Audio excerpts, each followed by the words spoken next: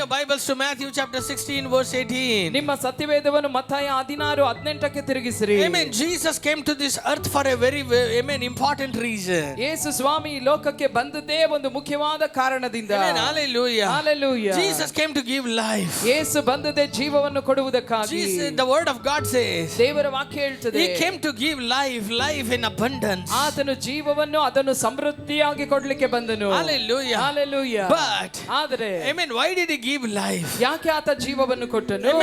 Amen, to do something. ಏನೋ ಒಂದು ಕಾರ್ಯವನ್ನು Amen, to do ಮಾಡುವುದಕ್ಕಾಗಿ. something. ಏನೋ ಒಂದು ಕಾರ್ಯವನ್ನು ಮಾಡುವುದಕ್ಕಾಗಿ. Hallelujah. Hallelujah. Amen. There is one word in the New Testament that we couldn't find in the Old Testament. ಹೊಸ ಒಡಂಬಡಿಕೆಯಲ್ಲಿ ಒಂದು ವಾಕ್ಯವಿದೆ, ಅದು ಹಳೆ ಒಡಂಬಡಿಕೆಯಲ್ಲಿ ಇಲ್ಲ. Amen. That is about the church. ಅದು ಸಭೆಯ ಕುರಿತಾಗಿ. Amen. Hallelujah. Hallelujah. In the Old Testament, ಹಳೆಯ ಒಡಂಬಡಿಕೆಯಲ್ಲಿ there were people who believed on the Lord Jesus Christ. ಕರ್ತನಾದ ಯೇಸು ಕ್ರಿಸ್ತನ ನಂಬಿದವರು ಅವರು ಅದರಲ್ಲೂ ಇದ್ದರು. Amen. People of faith. ನಂಬಿಕೆ ಉಳ್ಳಂತ ಜನರು ಹಳೆ ಒಡಂಬಡಿಕೆಯಲ್ಲಿ There ಇದ್ದರು. were miracles, there were healings. ಅಲ್ಲಿ ಅದ್ಭುತಗಳು ಸೂಚಕ ಕಾರ್ಯಗಳಿದ್ದವು. But something happened in the New Testament. ಆದ್ರೆ ಹೊಸ ಒಡಂಬಡಿಕೆಯಲ್ಲಿ ಏನೋ ಒಂದು ಕಾರ್ಯ That is ನಡೆಯಿತು. the birth of a church. ಅದು ಸಭೆಯ ಒಂದು ಜನ್ಮ. Hallelujah. Hallelujah. That is the birth of a church. ಅದು ಸಭೆಯ ಒಂದು ಜನ್ಮವು How many ತಾಳಿತು. of you say amen? ಎಷ್ಟು ಜನ ಆಮೆನ್ Amen. ಅಂತೀರಾ? Jesus, the one who came down to this earth, ಈ ಭೂಮಿಗೆ ಇಳಿದು ಬಂದಂತ ಯೇಸು ಕ್ರಿಸ್ತನು inaugurated something before he left the world. ಆತನು ಲೋಕವನ್ನು ಬಿಟ್ಟು ಹೋಗುವಾಗ ಏನೋ ಒಂದನ್ನು ಆತನು ಸ್ಥಾಪಿಸಿದನು. Amen. What was that? ಯಾವುದದು? It was the most powerful institution, more than the parliament. Parliament ಗಿಂತಲೂ ಬಲವಾದ ಒಂದು ಕಾರ್ಯಾಲಯವನ್ನು ಆತನು ಏರ್ಪಡಿಸಿದನು. That is the church. ಅದು ಸಭೆ.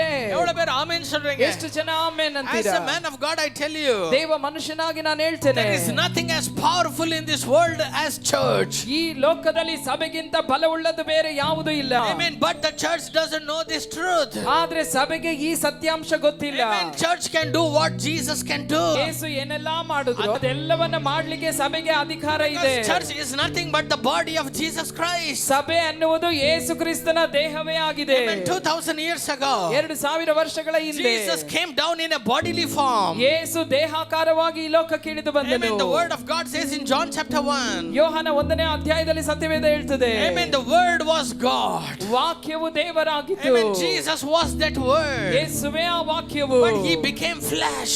ಆತನು ಮಾನವನಾಗಿ ಶರೀರವಾಗಿ ಬಂದನು. Why did he came down as a flesh? ಯಾಕೆ ಆತನು ದೇಹಾಕಾರವಾಗಿ ಈ ಭೂಮಿಗೆ Why ಬರಬೇಕಾಗಿತ್ತು? Jesus came down as a bodily form? ಯೇಸು ಸ್ವಾಮಿ ಯಾಕೆ ಶರೀರ ರೂಪದಲ್ಲಿ ಈ ಒಂದು ಭೂಲೋಕಕ್ಕೆ ಬಂದನು? To show that the body of Christ has power.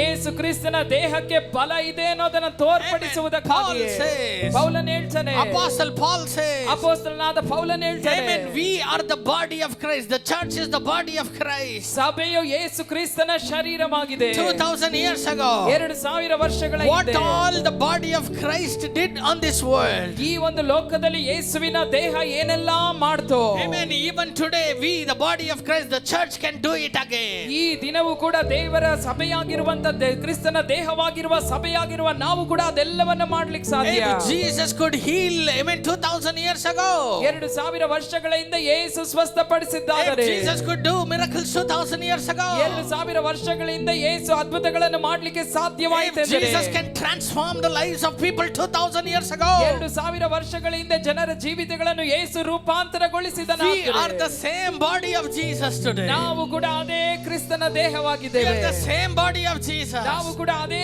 ಕ್ರಿಸ್ತನ If ದೇಹವಾಗಿದ್ದೇವೆ. you know your position in Christ, ಕ್ರಿಸ್ತನಲ್ಲಿ ನಿಮ್ಮ ಸ್ಥಾನ ಏನೆಂಬುದಾಗಿ ನೀವು ಅರಿತುಕೊಳ್ಳುವುದಾದರೆ, amen, you can do a great change in this world. ಈ ಲೋಕದಲ್ಲಿ ದೊಡ್ಡ ಮಾರ್ಪಾಡನ್ನು ನಿಮ್ಮಿಂದ ತರಲಿಕ್ಕೆ Not ಸಾಧ್ಯ. only your personal lives will change, ನಿಮ್ಮ ವೈಯಕ್ತಿಕ ಜೀವಿತ ಮಾರ್ಪಡುವುದು not ಮಾತ್ರವಲ್ಲ, only your situation, your problems will change. ನಿಮ್ಮ ಪರಿಸ್ಥಿತಿಗಳು ನಿಮ್ಮ ಸಮಸ್ಯೆಗಳು ಮಾರ್ಪಡುವುದು ಮಾತ್ರವಲ್ಲ, Amen. You can influence the whole world. ನೀವು ಲೋಕಕ್ಕೆ ಒಂದು ದೊಡ್ಡ ಕಾರ್ಯವನ್ನು ನಿಮ್ಮ You ಮೂಲಕ can ಮಾಡಬಹುದು. change the world. ನೀವು ಲೋಕವನ್ನೇ ಮಾರ್ಪಡಿಸಬಹುದು. Amen. Come on, I want to hear a big ಒಂದು hallelujah. ದೊಡ್ಡ ಹಲ್ಲೆಲೂಯಾ ಕೇಳಲಿಕ್ಕೆ ಬಯಸ್ತೇನೆ. Amen. But before we do something in this world, ಈ ಲೋಕದಲ್ಲಿ ನಾವು ಏನೋ ಒಂದನ್ನು ಮಾಡುವುದಕ್ಕಿಂತ ಮುಂಚೆ let us know what we are called for.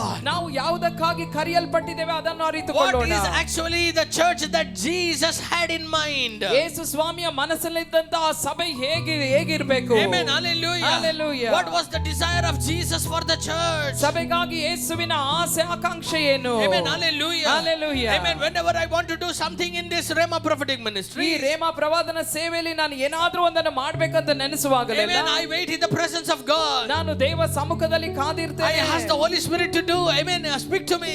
ಪವಿತ್ರಾತ್ಮ ದೇವರಲ್ಲಿ ಕೇಳಿಕೊಳ್ತೇನೆ ನನ್ನೊಂದಿಗೆ ಮಾತನಾಡಿ ಎಂಬುದಾಗಿ. Amen. But when the Holy Spirit speaks to me, ಆದ್ರೆ ದೇವರ ಆತ್ಮ ನನ್ನೊಂದಿಗೆ ಮಾತನಾಡುವಾಗ Amen, I tell you, ನಾನು ನಿಮಗೆ ಹೇಳ್ತೇನೆ, I call for a meeting. ನಾನು ಮೀಟಿಂಗ್ ಗೆ ಬರ್ತೇನೆ. Amen. I call for a meeting. ನಾನು ಒಂದು ಮೀಟಿಂಗ್ ಆಗಿ ಕರೆಯುವಿಕೆಯನ್ನು People, ಕೊಡ್ತೇನೆ. when leaders come together, ನಾಯಕರು ಒಟ್ಟಾಗಿ ಸೇರಿ ಬರುವಾಗ Amen, they hear what I say. ನಾನು ಹೇಳೋದನ್ನ ಅವರು ಕೇಳ್ತಾರೆ. Because I carry the vision. ಯಾಕೆಂದ್ರೆ ನಾ ದರ್ಶನವನ್ನು ಹೊತ್ತು ಬರ್ತೇನೆ. Because there is something in my heart which has been poured out by the Lord. ದೇವರಿಂದ ಯಾವುದೋ ಒಂದು ಕಾರ್ಯ ದರ್ಶನ ನನ್ನೊಳಗೆ ಸುರಿಯಲ್ಪಟ್ಟಿರುವ ಕಾರಣದಿಂದ. In the same way, ಅದೇ ರೀತಿಯಲ್ಲಿ Amen, before we, Amen, enjoy the power of the church, ಸಭೆಯಲ್ಲಿರುವ ಆ ಒಂದು ಬಲವನ್ನ ಸಾಮರ್ಥ್ಯವನ್ನ ನಾವು ಅನುಭವಿಸುವುದಕ್ಕಿಂತ ಮುಂಚೆ, before we, Amen, execute the power, ಆ ಒಂದು ಬಲವನ್ನ ಕಾರ್ಯರೂಪಕ್ಕೆ ತರುವುದಕ್ಕಿಂತ ಮುಂಚೆ, Amen, we need to know what Jesus had in his heart about the church. ನಮಗೆ ಮೊಟ್ಟ ಮೊದಲನೇದಾಗಿ ಅರ್ಥವಾಗಬೇಕು ಯೇಸುವಿನ ಹೃದಯದಲ್ಲಿ ಸಭೆಯ ಕುರಿತಾಗಿ ಯಾವ ರೀತಿಯಾದ ಆಲೋಚನೆಗಳಿದೆ And because he ಎಂಬುದಾಗಿ. is the visionary. ಯಾಕೆಂದ್ರೆ ಆತನೇ ದರ್ಶನವುಳ್ಳವರು. Amen. He is the one who is the inaugurator of the church. ಆತನೇ ಸಭೆಯನ್ನು ಉದ್ಘಾಟಿಸಿದಾತನು. Paul speaks, he is the head of the church. ಪೌಲನು ಹೇಳ್ತಾನೆ ಸಭೆಗೆ ಆತನೇ ಶಿರಸ್ಸು. ಎವಳು ಬೇರೆ ಆಮೆನ್ சொல்றீங்க? ಎಷ್ಟು ಜನ ಆಮೆನ್ Amen. ಅಂತೀರಾ? Hallelujah. Hallelujah. And we are the members of that body. ನಾವು ಆ ದೇಹದ ಅಂಗಾಂಗಗಳಾಗಿದ್ದೇವೆ. Amen. See, my Amen head is the thing that controls all my body. ನನ್ನ ಒಂದು ತಲೆಯೇ ನನ್ನ ಇಡೀ ದೇಹವನ್ನ ಅದು ನಿಯಂತ್ರಿಸುವಂತದ್ದು. Amen. Why are you people sitting here? ಯಾಕೆ ನೀವೆಲ್ಲ ಇಲ್ಲಿ ಕುಳಿತಿದ್ದೀರಾ? Why every bodies are sitting here? ಎಲ್ಲ ಶರೀರಗಳು ಯಾಕೆ ಇಲ್ಲಿ ಕೂತಿದೆ? Because your mind, your head sets down. ಯಾಕೆಂದ್ರೆ ನಿಮ್ಮ ಮನಸ್ಸು ಹೇಳಿದೆ ಕೂತ್ಕೋ. Amen. ಆಮವಾಯಿಲೆ சொல்லுங்க. ಹೌದಾ ಇಲ್ವಾ ಹೇಳಿ. Amen. After this service, ಈ ಒಂದು ಸರ್ವಿಸ್ we are ನಂತರ going to have a breakfast. ನಾವು ಉಪಹಾರವನ್ನ ತಿನ್ಲಿಕ್ಕಿದ್ದೇವೆ. How we are going to have? ಹೇಗೆ ನಾವು ತಿನ್ಲಿಕ್ಕಿದ್ದೇವೆ? Your mind says now it is time for you to eat. ನಿಮ್ಮ ಮನಸ್ಸು ಹೇಳ್ತದೆ ಇದು ತಿನ್ನುವಂತ ಸಮಯ. Amen. Hallelujah. Hallelujah. Your mind says to your hand, ನಿಮ್ಮ ಮನಸ್ಸು ನಿಮ್ಮ ಕೈಗೆ ಹೇಳ್ತದೆ, go wash yourself. ಹೋಗಿ ನಿನ್ನ ಕೈಗಳನ್ನು ತೊಳೆದುಕೋ. Amen. Your mind says to your hand, ನಿಮ್ಮ ಒಂದು ಮನಸ್ಸು ನಿಮ್ಮ ಕೈಗೆ ಹೇಳ್ತದೆ, Amen. Take the food, feed your mouth. ಬಾಯಿಯಿಂದ ನೀ ಕೈಯನ್ನು ತೆಗೆದುಕೊಂಡು ಬಾಯಿಗೆ ತಿನ್ನಿಸು ಅಂತ Amen. ಹೇಳ್ತದೆ. Hallelujah. ಅಮ್ಮವಾಯಿಲೆ சொல்லுங்க. ಹೌದಾ ಇಲ್ವಾ ಹೇಳಿ. Amen. Head controls the body. ಈ ತಲೆಯೇ ಇಡೀ ದೇಹವನ್ನು ನಿಯಂತ್ರಿಸುವಂತದ್ದು. ಅಮ್ಮವಾಯಿಲೆ சொல்லுங்க. ಹೌದಾ ಇಲ್ವಾ ಹೇಳಿ. Amen. Mind tells your mouth to chew. ನಿಮ್ಮ ಮನಸ್ಸು ನಿಮ್ಮ ಮೆದುಳು ಹೇಳ್ತದೆ ಬಾಯಲ್ಲಿ ಅಗಿದು ತಿನ್ನುವಂತೆ. Amen. Hallelujah. Hallelujah. ನಾನು சொல்றது புரியுதுங்களா? ನಾನು ಹೇಳೋದು ನಿಮಗೆ Amen. ಅರ್ಥವಾಗ್ತಾ After ಇದೆಯಾ? eating, ತಿಂದ ನಂತರ Amen. Your mind says, ನಿಮ್ಮ ಮನಸ್ಸು ಹೇಳ್ತದೆ, go wish that brother. ಹೋಗಿ ಆ ಸಹೋದರನ ವಿಶ್ ಮಾಡು. Amen. And your mind says, ನಿಮ್ಮ ಮನಸ್ಸು ಹೇಳ್ತದೆ, Amen. No, go walk home. You legs walk home. ಕಾಲ್ಗಳೇ ನೀನ್ ನಡೆದುಕೊಂಡೇ ಮನೆಗೆ ಹೋಗು. Amen. I tell you, head controls the whole body. ನಾನು ಹೇಳ್ತೇನೆ ಈ ತಲೆಯೇ ಎಲ್ಲ ಇಡೀ ದೇಹವನ್ನೇ Amen. ನಿಯಂತ್ರಿಸುತ್ತದೆ. If Jesus is the head and we, the church, is body, ಯೇಸು ಕ್ರಿಸ್ತನು ಶಿರಸ್ಸು, ನಾವು ಆತನ ದೇಹದ ಅಂಗಗಳಾಗಿದ್ರೆ, we need to understand what the head wants to say to the church. ನಾವು ಅರ್ಥ ಮಾಡಿಕೊಳ್ಳಬೇಕು ಶಿರಸ್ಸು ದೇಹಕ್ಕೆ ಸಭೆಗೆ ಏನನ್ನ ಹೇಳಲಿಕ್ಕೆ ಬಯಸ್ತದೆ ಅನ್ನೋದು. Why we are called for? ಯಾವುದಕ್ಕಾಗಿ ನಾವು ಕರೆಯಲ್ಪಟ್ಟಿದ್ದೇವೆ. நான் என் இஷ்டத்தின்படி வாழ்றேன்னு ஒரு நாளும் ಕೈ வாழ்ந்தದಿಲ್ಲಯೇ. ನನ್ನ ಇಷ್ಟದಂತೆ ನಾ ಜೀವಿಸ್ತೇನೆ ಅಂತ ಕೈ ಬದುಕಲಿಲ್ವಲ್ಲ. ಒಂದು ದಿನಾನು ಬದುಕ್ತಾದು. ಒಂದು ದಿನ ಆದ್ರೂ ಆ ರೀತಿ ಬದುಕ್ತಾ? No. ಇಲ್ಲ. You are coordinated together.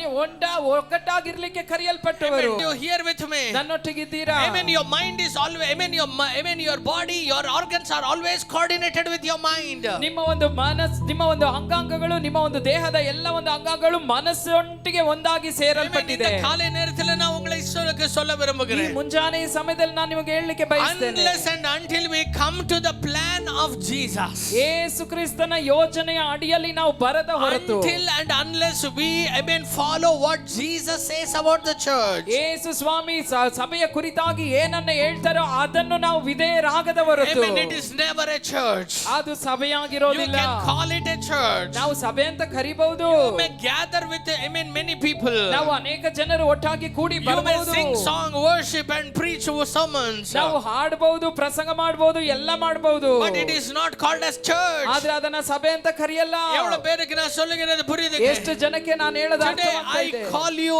as a man of God. ದೇವ ಮನುಷ್ಯನಾಗಿ ನಾನು ಈ ದಿನ ನಿಮ್ಮನ್ನು ಕರೀತೇನೆ. I am calling you to, amen, build a true church for Jesus. ಯೇಸುವಿಗಾಗಿ ನಿಜವಾದ ಸಭೆಯನ್ನು ಕಟ್ಟೋಣ ಬನ್ನಿ. Amen. Hallelujah. Hallelujah.